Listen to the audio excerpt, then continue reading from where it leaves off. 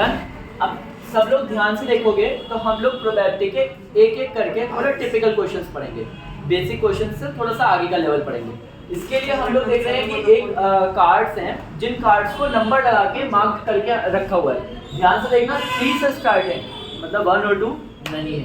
3 से लेकर 50 तक की मार्किंग में कार्ड्स रखे हुए हैं एक डेक में, उसमें से एक कार्ड निकाला गया है randomly.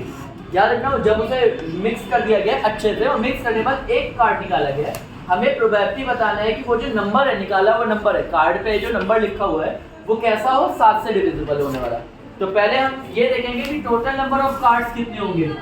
Total number of cards कितने होंगे? 50 तो है ही है, 47, मगर इसमें से कितने कार्ड नहीं है? 2 कार्ड नहीं है ना, तो टोटल कितने हो गए? 48 एक तरीके से टोटल आउटकम है।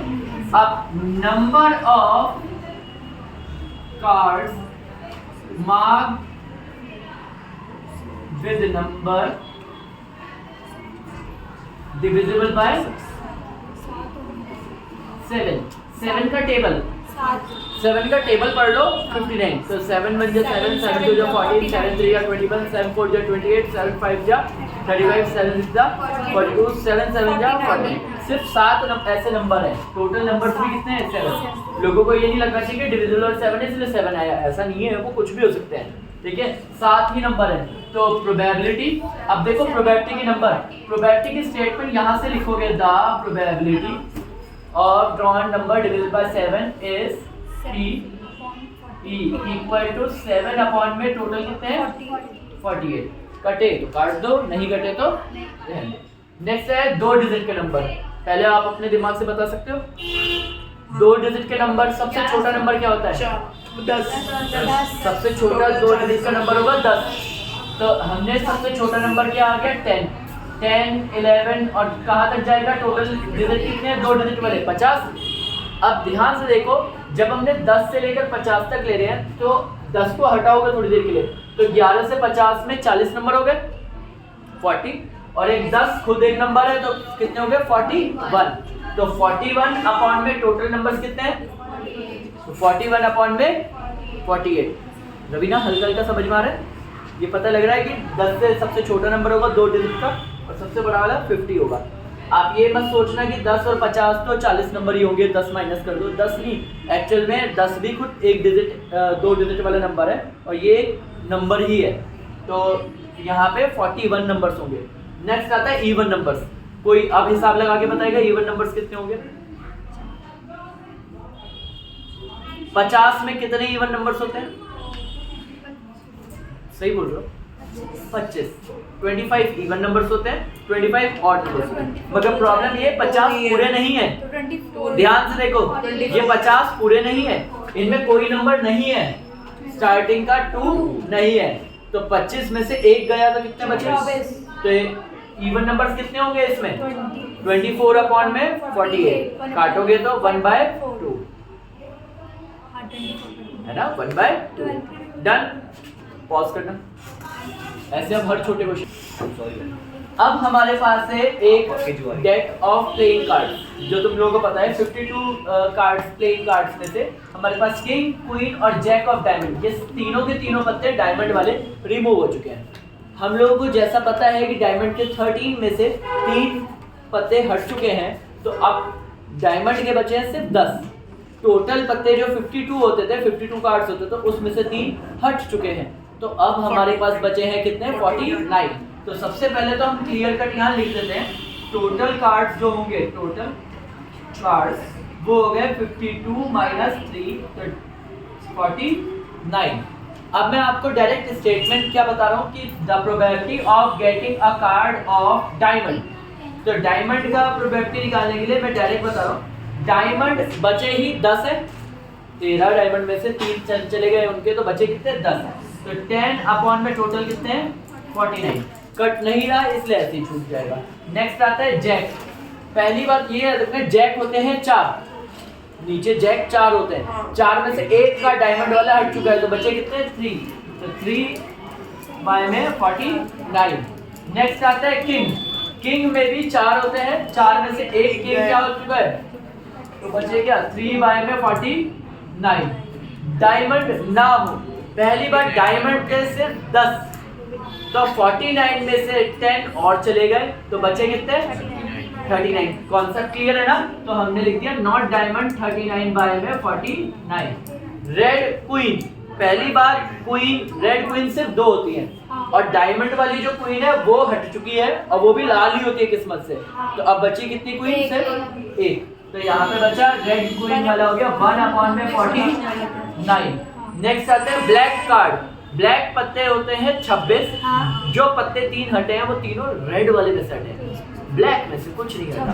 तो ब्लैक पूरे का पूरे 26 प्रेजेंट है, तो 26 बाय में 49। नेक्स्ट आता है रेड कार्ड। मैंने तुम्हें पहले बोल दिया लाल में से 3 पत्ते हट चुके हैं, 26 में से 3 है तो बचे कितने 23 यानी कि 23 बाय 49।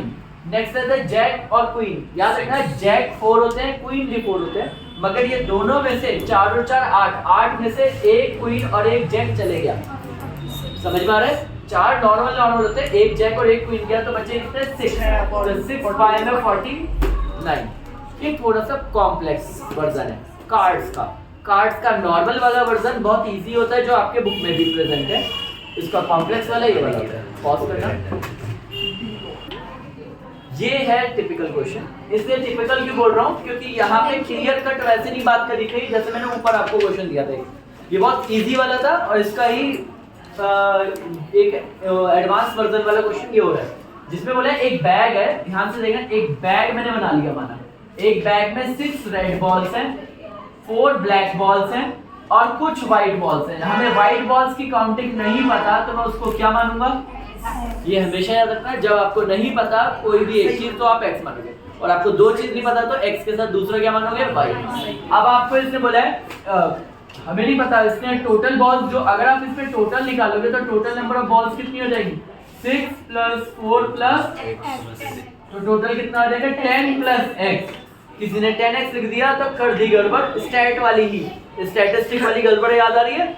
वो ऐड करते करते करते करते लास्ट में वो नंबर प्लस की जगह हम लोग इतना मल्टीप्लाई लिख देते हैं। देखो इसने कहा the probability of getting white ball, white ball की जो प्रोबेबिलिटी है वो 1/3 है, क्लियर है? मगर व्हाइट बॉल एक्चुअल में कितनी हमारी है? x अपॉन में टोटल बॉल्स कितनी हमारे पास 10 + x equal to 1/3। Cross multiply करोगे तो 3x हो जाएगा यहाँ पे और यहाँ पे हो जाएगा x, वो 10 + x प्लस का x इधर गया तो 10 मल्टीप्लाई हुआ, 2 मल्टीप्लाई में इधर गया तो डिवाइड में, तो फाइनली आंसर आ गया हमारा 5 बॉल्स हैं जो व्हाइट है। डन। यहाँ पे ये क्वेश्चन यहाँ खत्म। इसके बाद बोला गया बताओ कितनी रेड बॉल्स इसमें से निकाली जाएंगी कि फ्रॉम द बैग तो उनकी probability, the probability of drawing अ कौन सी बॉल? व्हाइट बॉल, वो कितनी हो जाए 1/2। अगर हम लोग अभी हिसाब लगाएं तो हमारे पास 5 ही व्हाइट है, 5 कितनी है? व्हाइट है, तो इस हिसाब से तो बॉल्स के हिसाब से यहाँ पे 15 बॉल्स हो गई, मगर इसने बोला है कि कितनी व्हाइट बॉल्स निकाली जाए, कितनी व्हाइट भी, how many red balls should be move, red ball कितनी निकाली जाए। तो हिसाब लगाओगे तो टोटल 6 रेड बॉल हैं, 4 ब्लैक बॉल्स हैं और अभी हमने हिसाब निकाला तो 5 व्हाइट बॉल्स आ गई। यही आ गई। हमें प्रोबेबिलिटी जो व्हाइट बॉल की बनानी है वो 1/2। हमें पता है टोटल बॉल्स कितनी है नीचे, ध्यान से देखो यहाँ टोटल कितनी है 1 2 3 4 15 हो गया और ऊपर से 5 नहीं, इसको इस तरीके से तो नहीं करेंगे भाई मैंने कर लिया भाई लेंगे भाई मैंने कर लिया मैं उसको मैं भी सोच रहा हूँ कि अब हमें अलग भाई 6 में से जितने माइनस करना वो लिख लो कर देते हैं ना। यहाँ पे टोटल रेड बॉल्स को हम लोग जितनी निकालने वाले हैं उसको क्या मान लेते हैं? x या फिर y, x या फिर y। टोटल बॉल्स कितनी है हमारे पास यहाँ पे 6 लाल तो 15 हो गई, 15 माइनस x है number of red balls.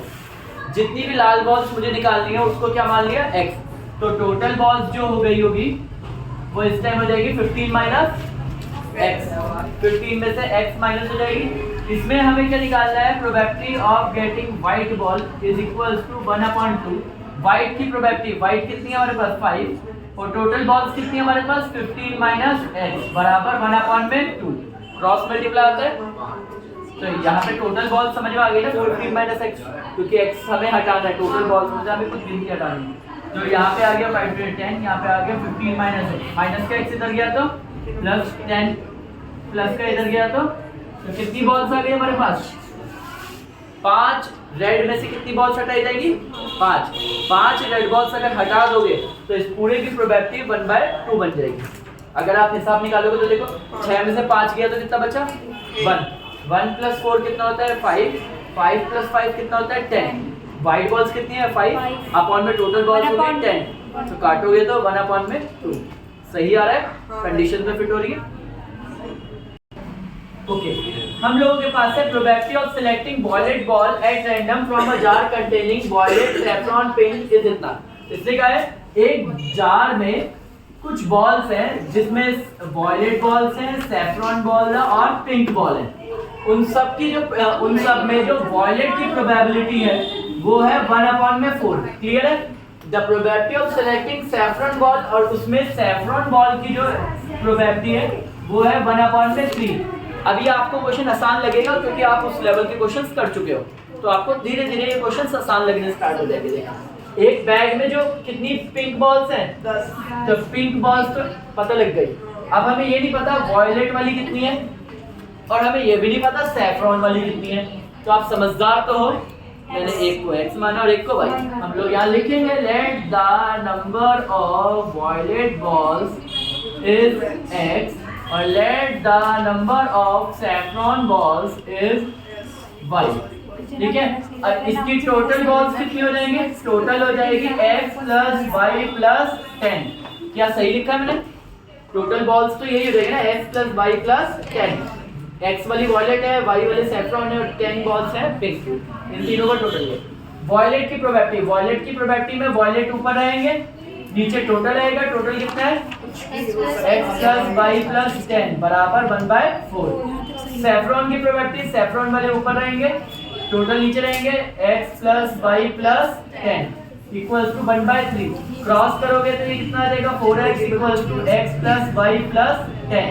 Plus का इधर गया तो 3x minus y equals to 10। Equation number 1 आपको यहाँ पे 3y equals to x plus y